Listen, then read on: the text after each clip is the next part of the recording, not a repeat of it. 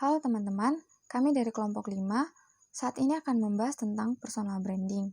Tetapi sebelumnya, saya akan memperkenalkan diri saya.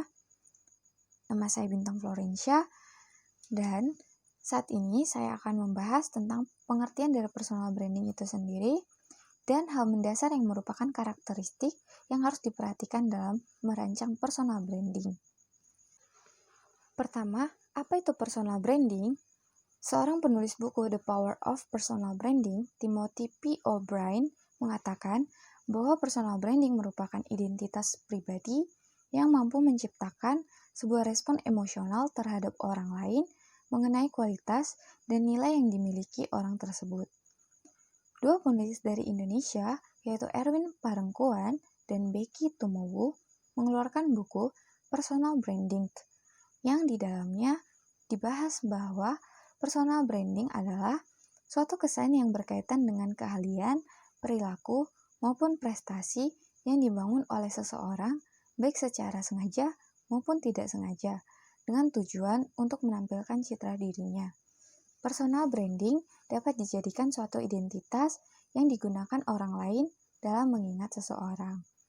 Dari kedua pengertian di atas, kita dapat mengatakan bahwa personal branding adalah proses membentuk persepsi orang lain terhadap seseorang dengan mengkomunikasikan tentang aspek-aspek yang dimiliki oleh seseorang supaya menimbulkan persepsi positif yang tepat dan bermakna yang pada akhirnya hal tersebut dapat menjadi suatu identitas yang akan diingat oleh orang lain. Aspek-aspek ini dapat berupa kepribadian, perilaku, nilai-nilai, kemampuan, prestasi, keunikan yang ada terhadap diri seseorang. Personal branding juga secara tidak langsung memberikan gambaran 3W terhadap seseorang, yaitu W yang pertama adalah who are you? Siapa diri Anda sebenarnya? Yang kedua adalah what you have done, atau apa yang telah Anda lakukan sebelumnya. Dan yang ketiga adalah what will you do, atau apa yang Anda akan lakukan di masa depan, atau apa visi dan misi Anda ke depan. McNally dan Speak dalam bukunya yang berjudul Be Your Own Brand menjelaskan ada 3 hal mendasar yang merupakan karakteristik yang harus diperhatikan dalam merancang personal branding yang kuat. Yang pertama adalah memiliki ciri khas. Personal branding yang kuat menjelaskan sesuatu yang sangat spesifik yang merupakan cerminan dari ide-ide dan nilai-nilai dalam diri kita yang membedakan kita dengan orang lain. Kekhasan ini dapat dipresentasikan dalam bentuk kualitas pribadi, tampilan fisik, dan keahlian. Yang kedua adalah relevan. Personal branding sangat berkaitan dengan karakter seseorang, yang menjelaskan sesuatu yang dianggap penting tentang orang tersebut oleh masyarakat. Jika relevan tidak ada, maka akan sulit terjadi penguatan pikiran dalam masyarakat, sehingga orang tersebut akan gampang untuk dilupakan atau tidak memiliki sesuatu yang dapat diingat.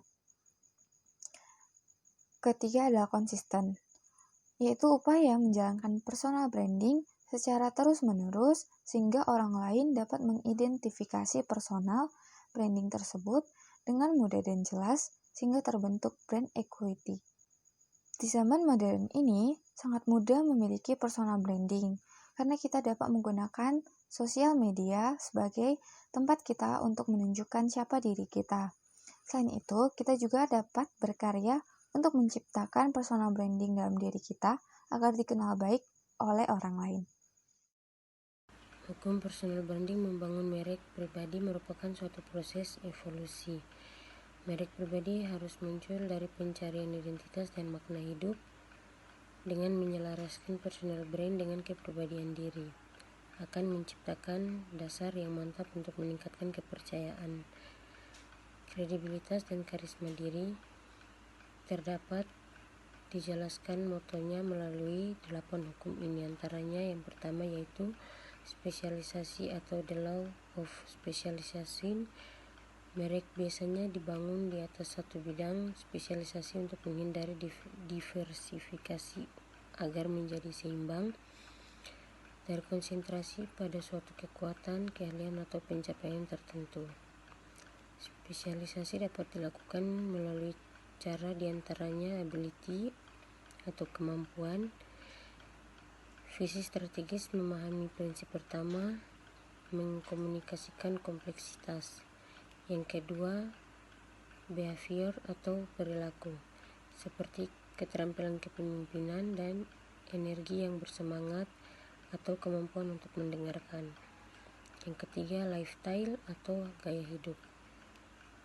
Hidup di atas perahu memakai turtleneck, bukan dasi, berpergian dengan sepeda motor. Yang keempat, mission atau misi, orang melebihi harapan mereka tersendiri. Yang kelima, produk futuris yang menciptakan tempat-tempat luar biasa untuk bekerja. Yang keenam, profesi yaitu niche. Dalam niche, pelatih kepemimpinan merupakan psikoterapis. Yang ketujuh yaitu servis atau layanan, konsultan yang bekerja sebagai direktur non-eksekutif atau intern. Kepemimpinan atau the law of leadership, masyarakat membutuhkan sosok pemimpin yang mampu untuk memotong ketidakpastian dan memberikan suatu arahan yang jelas untuk memenuhi kebutuhan mereka. Sebuah personal brand yang dilengkapi dengan kekuasaan dan kredibilitas sehingga mampu memposisikan seseorang sebagai pemimpin yang terbentuk dari kesempurnaan seseorang. Kepribadian atau the law of personality, personal brand yang hebat didasarkan pada sosok kepribadian apa adanya yang hadir dengan segala ketidaksempurnaan. Seseorang harus memiliki kepribadian yang baik, namun tidak harus sempurna. Konsep ini menghapuskan beberapa tekanan yang ada pada the law of leadership. Keistimewaan atau perbedaan, the law of distinctiveness, untuk menciptakan kesan yang kuat, membuat personal brand yang efektif untuk mengekspresikan yang lainnya. Membangun suatu merek dengan konsep yang sama dengan kebanyakan merek yang ada di pasar untuk menghindari konflik justru adalah sebuah kesalahan, karena merek akan terdapat merek. Baik, saya Caroline. Di sini saya akan menjelaskan mengenai tujuan dan juga manfaat dari personal branding. Tujuan personal branding yang pertama yaitu untuk mempengaruhi orang lain tentang persepsi diri kita, sekaligus juga untuk menempatkan diri kita di atas para kompetitor dengan memperlihatkan sisi keunikan dan ciri khas yang kita miliki. Kemudian yang kedua, untuk memberitahu atau menunjukkan kemampuan dan pengetahuan yang dimiliki sebagai nilai tambah diri kita kepada orang lain, dan dapat menunjukkan bahwa kita dapat mempengaruhi keinginan atau apa yang diharapkan orang lain ketika berhubungan dan juga bekerja sama dengan kita. Kemudian tujuan yang ketiga yaitu untuk membuat orang lain melihat dan percaya bahwa diri kita sebagai satu-satunya solusi untuk memecahkan masalah mereka. Dan yang keempat, untuk merangsang persepsi yang bermakna dari orang lain tentang nilai dan kualitas yang dimiliki oleh diri kita.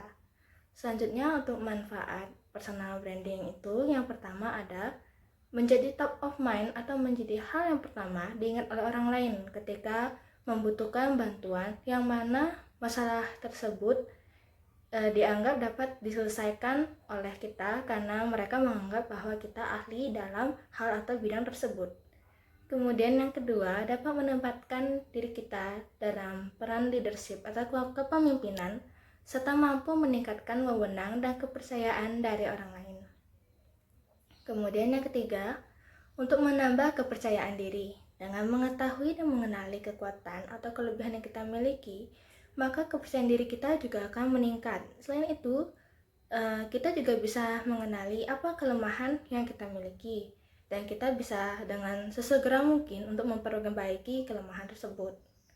Dan yang keempat, personal branding juga membantu untuk memperjelas tujuan pribadi, baik saat berkarir maupun berbisnis. Personal branding juga berperan dalam memperjelas tujuan-tujuan yang ingin dicapai. Kemudian yang kelima itu untuk meningkatkan prestis diri di tengah persaingan. Nah, jadi dengan kata lain, tujuan dan manfaat personal branding bagi seseorang adalah untuk menanamkan persepsi dan image kita kepada orang lain atas konsistensi personality, kompetensi, dan juga keunikan yang dimiliki agar dapat menjadi top of mind bagi orang lain dan memiliki kedudukan yang tinggi dan menguntungkan dalam persaingan. Untuk selanjutnya akan disampaikan oleh teman saya. Halo, nama saya Mirsa Kurnia. Di sini saya akan membahas tentang strategi membangun personal branding. Tentunya dalam mendapatkan personal branding itu bukanlah hal yang instan. Itu adalah sesuatu yang harus dibangun. Dan beberapa hal yang strategi untuk membangun itu adalah yang pertama, pikirkan persepsikan diri kita secara berbeda dengan orang lain. Tonjolkan perpaduan kompetensi, cara berpakaian dan berkomunikasi, serta standar nilai dalam diri kita. Lalu, semakin langka kompetensi dan kemampuan yang dimiliki akan menciptakan perbedaan yang kiranya akan meningkatkan personal branding kita. Dalam berkomunikasi dan berpakaian yang secara konsisten dapat memperkuat personal branding kita. Yang kedua adalah lakukan. Membandingkan personal branding kita dengan kompetitor, proses ini akan melahirkan sejumlah catatan yang kelebihan dan kelemahannya yang dimiliki oleh orang di belakang personal branding dapat mempersiapkan dengan segera langkah-langkah antisipatif. Hal ini dilakukan untuk menjaga posisi personal branding kita tetap di atas. Yang ketiga adalah fokus melakukan dan menampilkan hal yang terbaik. Selanjutnya, lakukan itu secara konsisten. Kita harus fokus pada suatu profesi atau keahlian. Jika kita tidak fokus pada suatu profesi atau keahlian atau ciri khas kita, maka itu akan membuat orang lain ragu pada personal branding kita. Dan yang ketiga adalah publikasikan personal branding kita yang telah dibangun dengan alat dan strategi promosi yang relevan seperti sosial media. Nah, di sini apa yang kita posting dan apa yang ada di real life kita itu harus berbanding lurus, harus sejalan. Jika itu berbeda atau bisa dikatakan dengan kata lain adalah pencitraan, itu tidak akan bertahan lama. Oleh sebab itu penting bagi kita untuk apa yang kita lakukan, hal baik yang kita lakukan itulah hal yang kita posting, itu harus sejalan. Selanjutnya saya akan membahas tentang strategi mengkomunikasikan personal branding. Yang pertama adalah be yourself, atau menjadi dirimu sendiri. Jangan pernah meniru orang lain, baik keunikan cara berkomunikasi, berpakaian. Apabila mau dibilang unik atau khas orang lain, maka belajar menjadi diri sendiri. Lakukan segala sesuatu sesuai dengan